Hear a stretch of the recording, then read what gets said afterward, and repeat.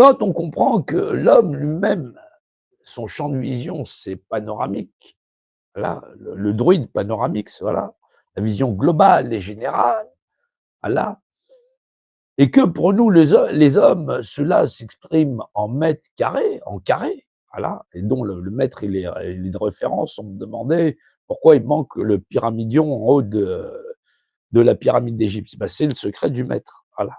C'est le secret de l'étalon qui a servi à construire les pyramides, c'est-à-dire le mètre.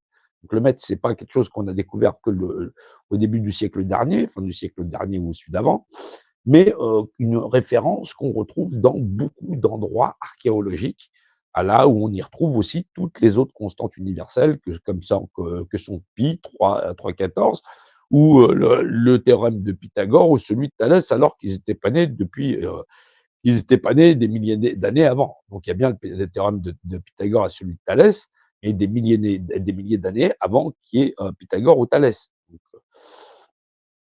Donc, faut arriver à comprendre que ce qu'est la base carrée, ce que nous sommes, en réalité, c'est les secrets de la représentation. Et effectivement, là en bas, on se retrouve avec des unités de mesure qu'on va retrouver chez les Hébreux ou différents, mais qui ne sont que des dérivés du mètre, ou des particules cachées ou des sous-sections du mètre par principe de division, où effectivement derrière on y retrouve la coudée royale, voilà, et ou phi 0,618, voilà, 0,618, 1,618 et ainsi de suite.